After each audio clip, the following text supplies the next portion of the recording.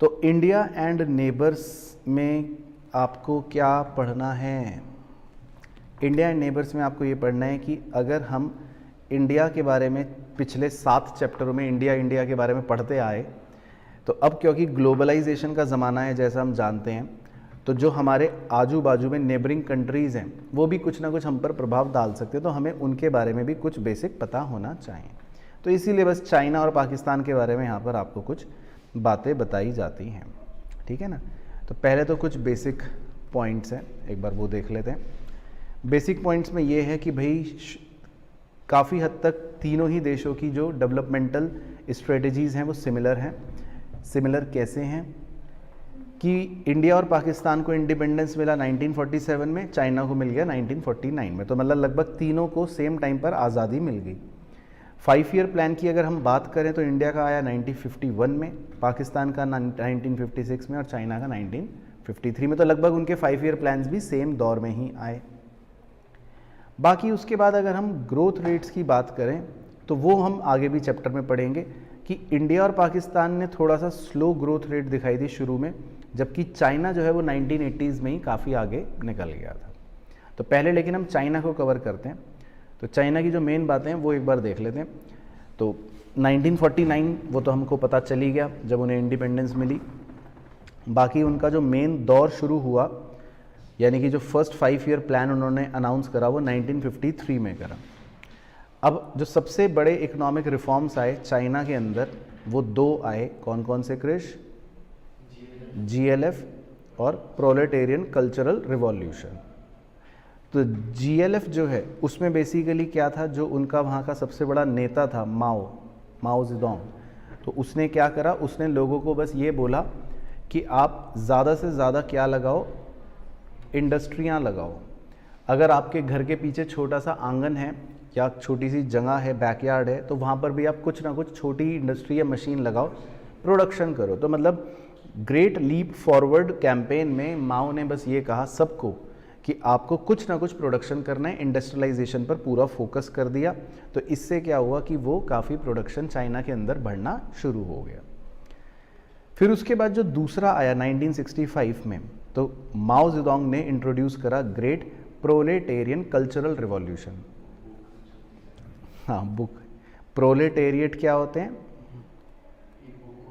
नहीं, बुक को नहीं कहते। प्रोलेटेरिएट्स का मतलब होता है जो नौजवान लोग होते हैं, यंग पीपल, है ना, जो या तो कॉलेज वगैरह जा रहे हैं या जो अभी जॉब में जा रहे हैं लेकिन जवान लोग हैं।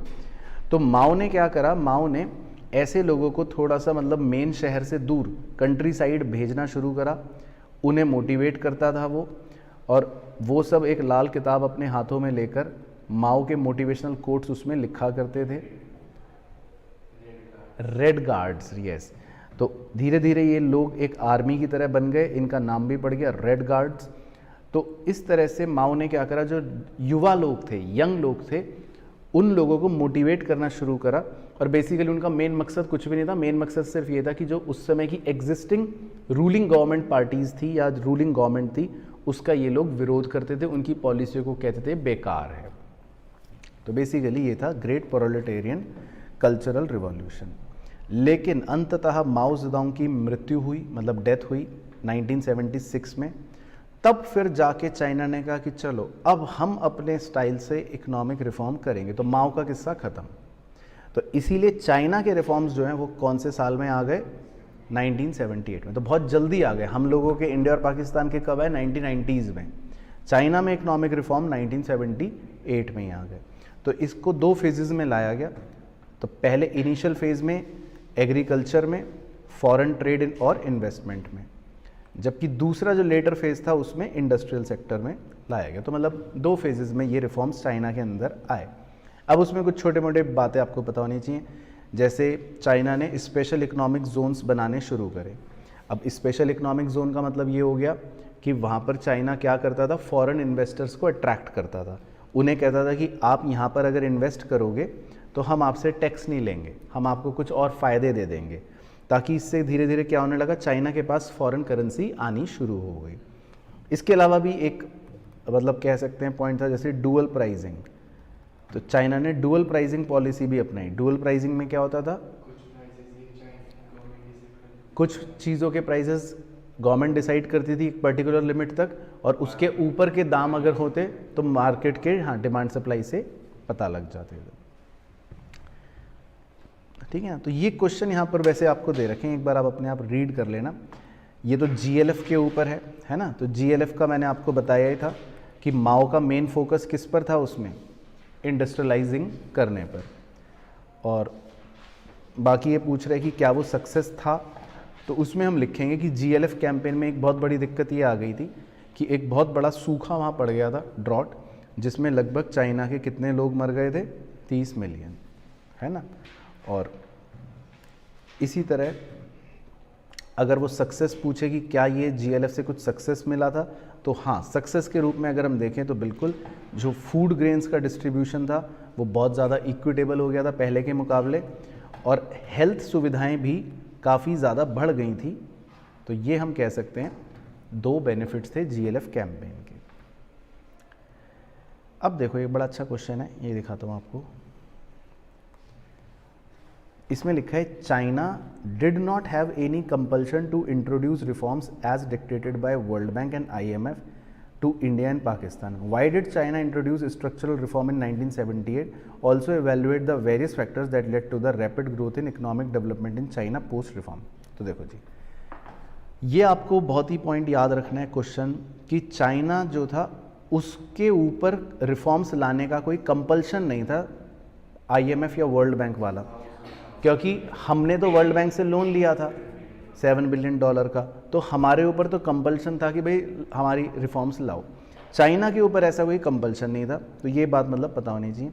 तो चाइना में इसलिए रिफॉर्म्स आए 1978 में, उसका कारण ये था, पहली बात तो जैसा मैंने बताया कि माओ की डेथ हो गई थी, तो जो वहाँ की फिर एग्जिस्टिंग रूलिंग पार्टी थी उन्हें लगा कि भाई अब हमें जो है अगर ग्रोथ करनी है तो अब हमें रिफॉर्म्स लाने पड़ेंगे। तो माओ जो था वो ख़त्म, मतलब डेथ हो गई थी, तो इसीलिए चाइना ने सोचा कि अब हमें क्या करना पड़ेगा, एक नई लीडरशिप के साथ अब हमें ग्रोथ को बढ़ाना पड़ेगा, जो माओ के रूल में बहुत स्लो चल रही थी। बाकी जीएलएफ से ये भी फ़ायदा हुआ कि जो देखो पर कैपिटा ग्रेन आउटपुट है वो 1970s तक लगभग सेम ही था जो 1950s में था। तो इसीलिए चाइना को लगा कि भाई जीएलएफ से या अदर जो दूसरे इनिशिएटिव माओ ने लिए थे वो सब बेकार ही थे, तो अब हमें 1978 के बाद चाइना को लगा कि अब हमें रिफॉर्म्स लाने पड़ेंगे। तो बेसिकली चाइना जो थी वो 1978 से पहले थोड़ा सा स्लो चल रही थी, तो इसीलिए उन्होंने 1978 में रिफॉर्म्स लाए। बाकी ये हमने ऊपर भी देख लिया था कि चाइना में जो इकोनॉमिक रिफॉर्म्स आए उसमें क्या क्या बातें हुई। तो एक तो इनिशियल फेज़ में एग्रीकल्चर, फॉरेन ट्रेड और इन्वेस्टमेंट में आए रिफॉर्म्स। एग्रीकल्चर की अगर हम बात करें तो वहाँ पर कॉम्यून लैंड्स को छोटे छोटे प्लॉट्स में डिवाइड कर दिया, थोड़ा थोड़ा हिस्सा सबको दे दिया, ताकि हर इंडिविजुअल जो है वो वहाँ पर क्या कर सके, क्रॉप उगा सके, फार्मिंग कर सके। इसके अलावा लेटर फेज़ के अंदर रिफॉर्म्स इंडस्ट्रियल सेक्टर में आए। तो इंडस्ट्रियल सेक्टर के अंदर भी अगर आप देखोगे तो वहाँ पर चाइना ने वही काम करा कि प्राइवेट सेक्टर जो है उसको क्या कर दिया, ज़्यादा मतलब डोमिनेंट रोल दे दिया कि भाई आप ज़्यादा गुड्स बनाओ, ज़्यादा प्रोडक्शन करो। और तीसरा देखो वही डुअल प्राइसिंग मॉडल फॉलो करा चाइना ने। डुअल प्राइसिंग का मतलब है कि कुछ पर्टिकुलर प्राइस या कुछ पर्टिकुलर यूनिट्स तो सरकार फिक्स करेगी दाम, बाकी उसके ऊपर अगर आपको यूनिट्स बेचने हैं तो वो डिमांड और सप्लाई के फोर्सेस से निकल जाएगा। और बाकी कुछ सोशल रिफॉर्म्स भी चाइना लेकर आया, मतलब गरीबी कम करने पर, ग्रोथ को बढ़ाने पर, ये सब पॉइंट्स भी मतलब चाइना के रिफॉर्म्स में ही थे। फिर उसके बाद एक और ये पूछ लेता है कि भाई चाइना ने जो इतनी तरक्की करी इतना तेज़ी से, मतलब आज चाइना को हम सब कहते हैं कि भाई इतना बड़ा, इतनी तेज़ फास्ट ग्रो करा, तो उसकी शुरुआत जो है वो 1978 के रिफॉर्म्स से हो चुकी थी।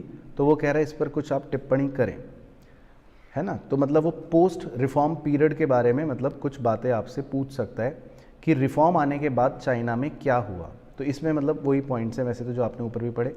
एक तो वही लैंड रिफॉर्म वाला, है ना, कॉम्यून लैंड छोटी छोटी डिवाइड करके लोगों को दे दी। दूसरा पॉइंट ये अच्छा है, डिसेंट्रलाइज्ड प्लानिंग। डिसेंट्रलाइज्ड प्लानिंग का मतलब ये कि जो वहाँ की सरकार थी उन्होंने फिर इस तरह से अपनी पॉलिसियाँ बनाई ताकि जो गरीबी है वहाँ पर उसे थोड़ा कम किया जा सके या उसे हटाया जा सके। तो ये भी चाइना ने 1978 के रिफॉर्म्स के बाद करा। इसके अलावा चाइना ने 1978 के बाद अपने एजुकेशन और हेल्थ सेक्टर को भी बहुत अच्छा इम्प्रूव कर लिया, ये भी उनके लिए अच्छा रहा। इसके अलावा SEZ, ये हमने पहले भी बताया था, तो चाइना ने SEZs बनाने शुरू कर दिए जिससे फॉरेन इन्वेस्टर्स को वो अट्रैक्ट करते थे। फिर है इसके बाद मेनली पाकिस्तान के बारे में आपको क्या क्या बातें पता होनी चाहिए। इनको इंडिपेंडेंस मिली 14 अगस्त 1947। उर्दू जो है इनकी नेशनल लैंग्वेज है, इंग्लिश इनकी ऑफिशियल लैंग्वेज है। बाकी बातें इनकी आपको इंडिया जैसी सेम नज़र आएंगी। जैसे इनका भी इकोनॉमिक सिस्टम कौन सा है, मिक्स्ड इकोनॉमिक सिस्टम था, इन्होंने भी वही चीज़ करी थी। फिर इनके यहाँ भी ग्रीन रिवॉल्यूशन आया था। सेम कहानी है, मतलब पाकिस्तान की 1990 तक सेम है। हाँ, इंडिया वाली कि शुरू में वो पब्लिक सेक्टर को ज़्यादा इम्पोर्टेंस देते थे, फिर बाद में उन्होंने भी प्राइवेट सेक्टर को इम्पोर्टेंस देनी शुरू कर दी थी। हाँ, लेकिन पाकिस्तान में एक चीज़ थोड़ा हमसे अलग थी, वो ये कि पाकिस्तान ने 1970s में ही फाइनेंशियल सपोर्ट बाहर से लेना शुरू कर दिया था। मतलब उनके ऊपर डेट्स का बर्डन शुरू से ज़्यादा बढ़ना शुरू हो गया था। तो इसीलिए पाकिस्तान में रिफॉर्म्स जो आए वो कब आ गए, लगभग 1988 की बिगिनिंग में।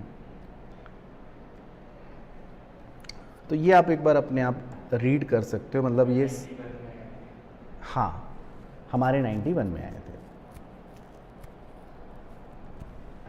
अच्छा, ये क्वेश्चन इंपॉर्टेंट है, सेकंड तो ये मैं करवा देता हूँ डिस्कस। देखो इसमें लिखा है in Pakistan the reform process led to worsening of all economic indicators. तो मतलब ये क्वेश्चन पाकिस्तान से पूछता है तो यही पूछता है बार बार कि पाकिस्तान में रिफॉर्म्स आए, लेकिन रिफॉर्म्स आने के बाद भी उल्टा उनके इकोनॉमिक पैरामीटर्स और ख़राब हो गए। जैसे बाकी दोनों देशों के तो अच्छे हुए, तो इनके यहाँ रिफॉर्म्स आए और रिफॉर्म्स आने के बाद भी मतलब चीज़ें और बेकार हो गई। तो वो पूछ रहे डिफेंड या रिफ्यूट।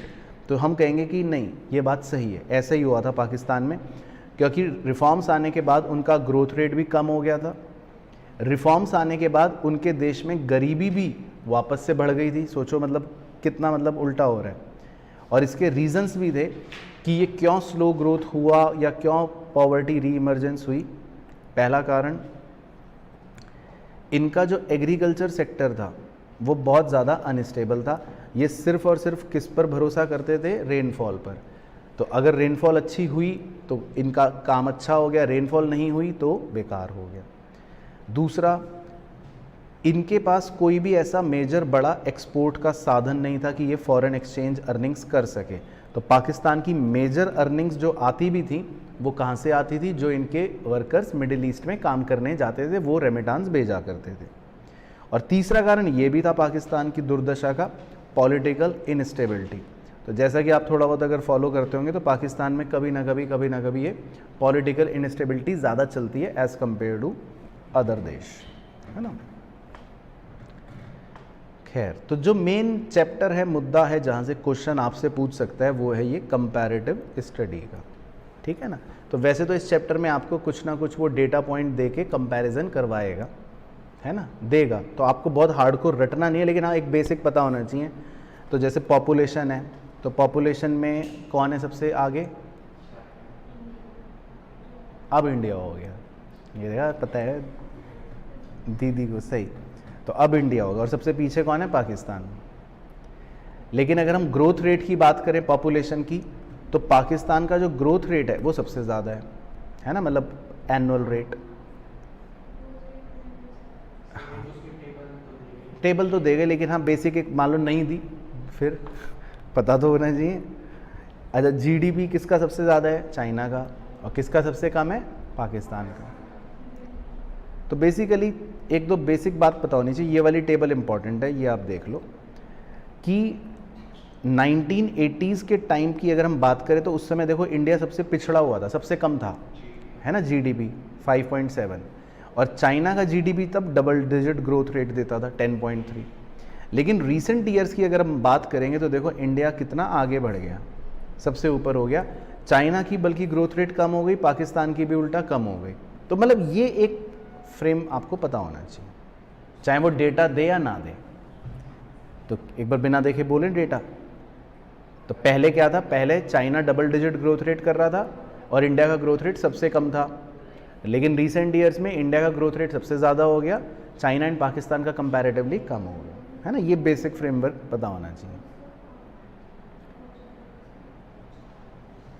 बाकी एग्रीकल्चर सेक्टर में तीनों कंट्रीज़ का ऑलमोस्ट सेम ही था, सबसे ज़्यादा शेयर वहीं से आता है, पाकिस्तान हो इंडिया हो सब में।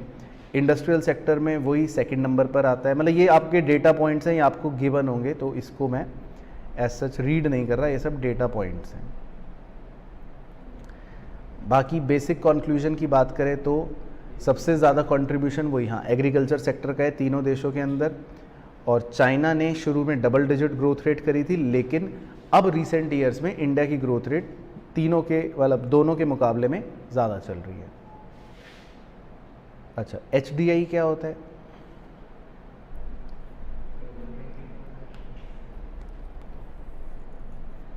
हाँ वो करेंगे श्वेता दीदी, अभी क्वेश्चंस में करेंगे कैसे कंपैरेटिव क्वेश्चन करने, वो मैं सिखाऊंगा वैसे।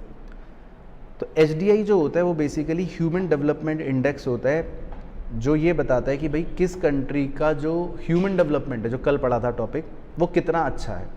तो जितनी ज़्यादा वैल्यू होती है तो मतलब उतना ज़्यादा अच्छा देश होता है, उसी हिसाब से रैंकिंग बनती है।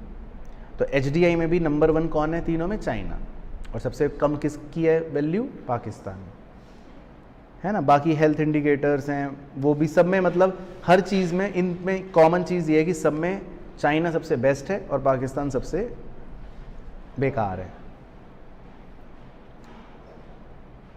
चलो ठीक है ना, वो टेबल आपको देगा। बाकी ये एक अच्छा टॉपिक है, इस पर भी क्वेश्चन पूछ लेता है, लिबर्टी इंडिकेटर्स। तो लिबर्टी इंडिकेटर्स क्या होते हैं कृष भाई, पता है? जैसे ह्यूमन डेवलपमेंट इंडिकेटर्स तो हो गए कि भाई ये मॉर्टेलिटी रेट, डेवलपमेंट देख लिया, लेकिन किस देश में कितनी लिबर्टी है, मतलब आज़ादी है अपने विचार रखने की, वो इंडिकेटर्स बेसिकली कह रहा है।